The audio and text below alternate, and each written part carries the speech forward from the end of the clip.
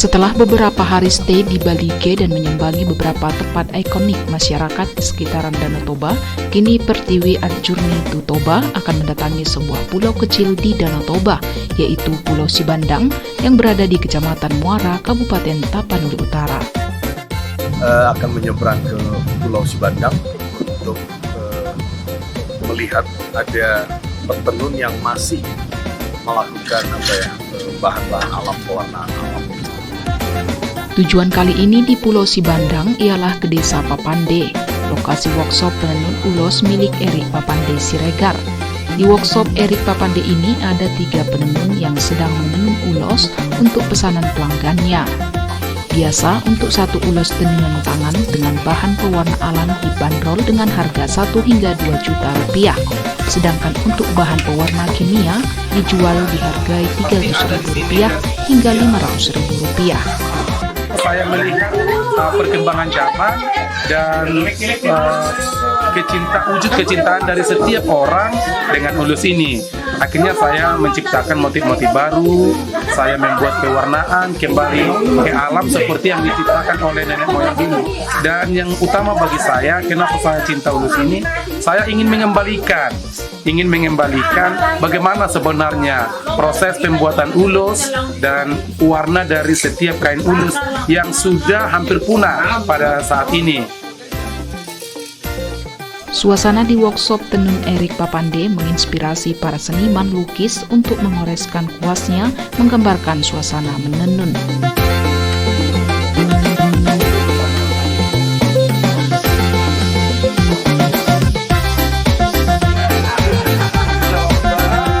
Perpaduan gelapnya ada hitam terus mencolok merah itu enak banget dilihat gitu. Jadi dengan itu komposisi itu yang saya lagi amati.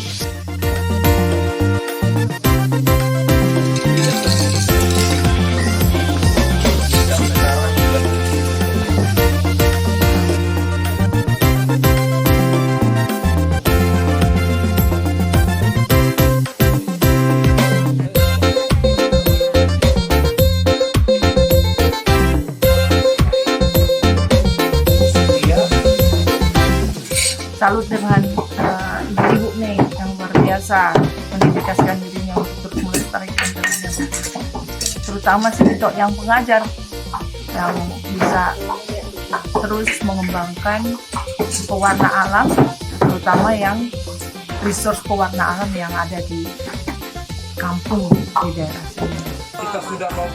Menghabiskan waktu perjalanan Pertiwi Adjourney to Toba untuk hari ini, perjalanan dilanjutkan ke Bakara, sebuah pemukiman yang juga sering disebut Lembah Bakara yang menghadap langsung ke Danau Toba.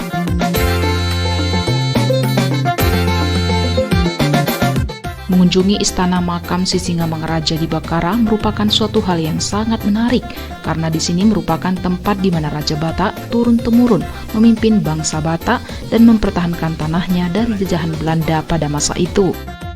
Jadi lokasi ini istananya dan di sini ada makam Raja Sisingamangaraja pertama sampai ke-11 dan yang ke-12 ada di Bali G.